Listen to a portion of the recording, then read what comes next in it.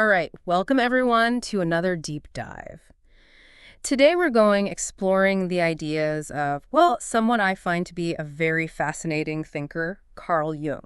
Ah, Carl Jung, yes. So he was a Swiss psychiatrist and, A pioneer in the field of, exploring the unconscious. right, in the early 20th century, early 1900s. And he was really one of the first to kind of go down this path of really trying to understand the unconscious mind. And all the mysteries that it holds. Yeah. For sure. And he did work with Freud, so Yes. can you imagine those conversations? Oh, to be a fly on the wall for those. Come on. Yeah, amazing. But, they eventually kind of parted ways, but he went on to establish his own school of thought Right? called analytical psychology, and it's had a huge impact all over the world. Global reach. Yeah. But it's interesting because in some places, like even in Brazil, he's not as prominent in, academic circles. Yeah. Interesting Yeah. in university settings and things like that. Yeah. But you are much more likely to find him in, like, the self-help section of a bookstore. So Right. that's kind of interesting, too. You kind of see how his ideas have kind of permeated, or at least some version of his ideas. In popular culture, yeah. Yeah. For sure. Now, there's a lot of misconceptions about Jung, and, we should address some of those before we go any further. Yeah, absolutely. I think that's important. So, people will say that he's a mystic or that his ideas are confusing, or even sometimes that he was a Nazi sympathizer or a bigamist. All these kinds of crazy accusations. It's fascinating how these rumors kind of start and spread, isn't it? I know, right. But it's important, I think, to address these with, a critical eye, and also to remember that Jung himself, he was very aware of the role of the personal equation, in the development of theories. He famously said every psychology, every theory is a kind of a product of the person who developed it. Oh, that's interesting. So he was very aware of his own limitations. Oh, that's a really good point. And he actually said that about Freud and Adler too. He said, Oh, really? yeah, their descriptions of the psyche, are really applicable to a lot of people. But he felt that, there were some people, himself included, who had a different, Oh. a different but similar psychology, And so his intention was to offer his work as a kind of subjective confession, Oh, okay. acknowledging that he also had his own biases, his own lens, and that, hopefully Freud and Adler could also, contribute to this greater understanding by acknowledging their own subjective viewpoints as well. Okay. So he kind of saw himself as just offering his own perspective. It's a piece of the puzzle, yeah. Yeah. But it also sounds like his work was kind of driven by this larger aim, Yeah. almost like he was trying to rescue something. Yeah, I think that's a really good way to put it. What do you think he was trying to rescue? I think he was trying to reclaim the world of symbols, the human symbolic world that he felt had become the domain of religions, and Eastern, mystics and philosophies and all these things. And so his effort was really to try to translate that, that knowledge into Western language. So to kind of bring it into our, the Western world, that kind of understanding. Exactly, yeah. To try to make it relatable and comprehensible to you and I, Yep. as Western thinkers. Yeah. And it's interesting because, later in his life, he even went on to explore physics, trying to find connections Really? with the unconscious, the phenomena of the unconscious, Wow. which really speaks to his, to his deep desire to understand these things. And that also kind of dovetails with that 20th century Western interest in the East and, the rise of yoga and meditation and, All these spiritual practices, yeah. Yeah, and the resurgence of religion and mysticism in general. Absolutely. I mean, Paulo Coelho, Very popular author, yeah. Yeah. Explores these themes a lot. So it's like, was the West just kind of at a point where we needed that kind of, that return to, inner life, that's been so emphasized in the East? I think Jung would say yes. Yeah.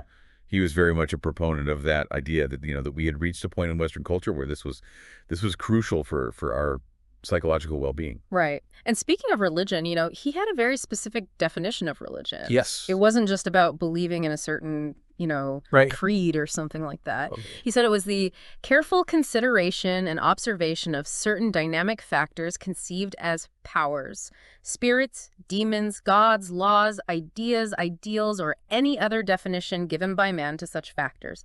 And he warned that ignoring these powers, these things, could lead to, all sorts of psychic pathologies and even like social convulsions. Wow. Yeah, he felt very strongly about the importance of these, internal, often invisible dynamics. Right.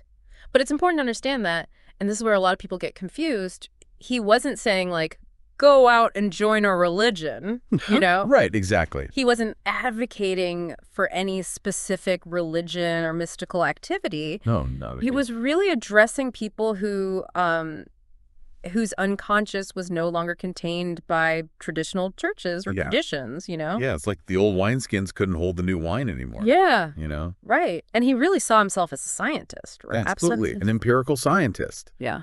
He built his ideas based on the observation of realities. Right. And he really considered religious phenomena to be a type of psychic reality. Yeah. And he was primarily interested in the individual's experience of those phenomena, including religious ones. Okay. So it's all about your own personal experience. Right. And he didn't see his work as, some brand new thing. Yeah. He saw it as part of a much longer, A continuation, yeah, of trying to understand the unconscious. Right. Right. And it's interesting because you often hear Gnosticism or alchemy kind of thrown around with Jung, Yeah, and I think part of that is because Jung himself referred to these things in his writings. Okay. A lot. Yeah. And he did so as a student of those traditions. Okay. Recognizing the symbolic parallels, to what he was seeing in the human psyche. So he was more using them as kind of like Source material. Historical examples, yeah. Yeah. And I think another reason why people associate him with those things is because his writing style can be a little... Oh, yeah, that's what I was going to say. Nonlinear. Nonlinear, yeah. Yeah. If you're looking for a very systematic step-by-step, kind of approach. It can be a little bit of a challenge. Yeah, for sure. Yeah. He himself described his thinking as a circular process. Always consider things again and from another angle. Yeah. A new type of peripatetic reflection. Peripatetic reflection. I like that. Yeah. So it's more like circling around an idea. Okay. Rather than marching in a straight line. Right. And the fundamental aim of his work, I think, was to really bring value to the unconscious. Okay. Without devaluing the importance of consciousness. Right. It was all about this dialogue. And this interplay between those two things. So like a conversation between Yes. your conscious self and the, deeper, more hidden parts. Exactly, yeah. And I mean, the guy wrote 18 volumes of collected works and published seminars. A monumental body of work. It's a lot to cover, It But is, yes. our goal today isn't to try to summarize all of that. Right, It's really to kind of just give you a little bit of a taste, to kind of pique your interest. Yeah, a starting point. Yeah. An entryway. Yeah. So, to give you an idea of where we're going with this, we're going to start by looking at his beginnings, kind of his early life, how he became interested in the unconscious. Then we're going to dive into some of his core concepts, like complexes, psychic energy, psychological types, symbols, archetypes. Yeah, the building blocks of his theories. Yeah, dreams, the shadow, anima animus. Oh, yeah, those are fascinating. Right. Persona and the self. All those good things. And then we'll look at his engagement with history and other cultures. Right. Including alchemy, Which was a huge influence on him. Christianity and, his encounters with other cultures. Yeah, fascinating stuff. And then we'll touch on that kind of, controversial period around Nazism. Yeah, we can't avoid that. Yeah, and his connection to physics through synchronicity. Oh, yeah, that's a mind bender. Right. And then we'll delve into that really central concept of individuation. The heart of his work, yeah. So buckle up. We've got a lot to cover. Let's do it.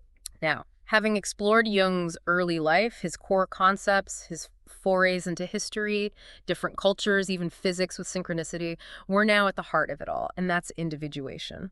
Individuation, yeah, it's really it's the cornerstone of Jungian psychology. Yeah, it's this idea that the unconscious is this dynamic force. Yeah. That's constantly trying to like express itself, to integrate with your conscious awareness. Yeah, it's almost like if we go back to that ship analogy, it's like the captain, Right. realizing that the deep currents of the ocean are also guiding the ship, Yeah. not just his conscious decisions at the helm.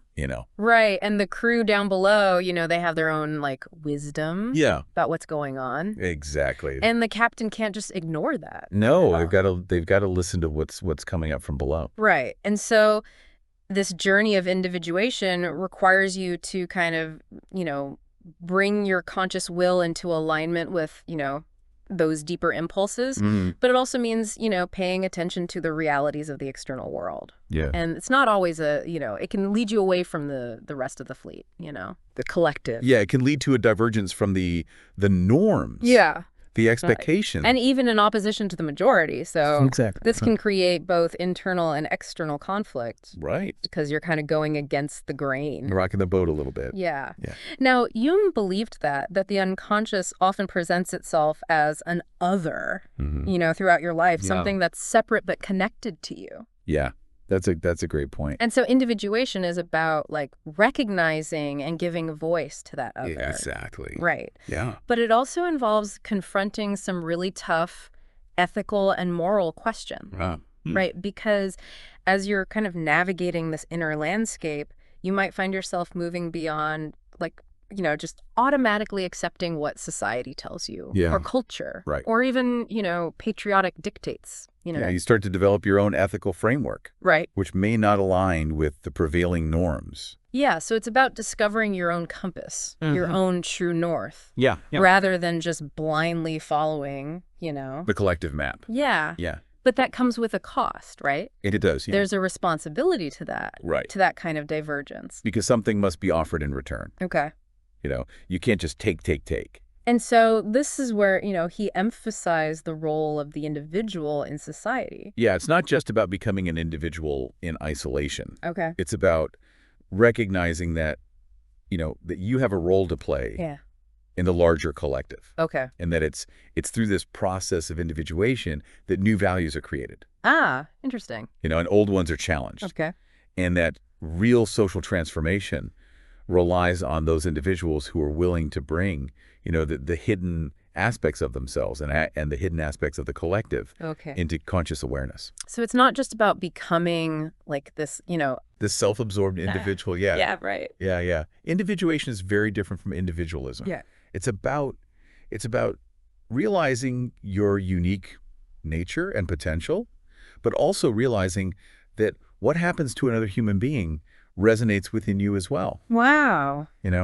It's about becoming more fully yourself Yeah. and more deeply connected to all of humanity. Really interesting. A really thought-provoking idea to end on. It is, isn't it?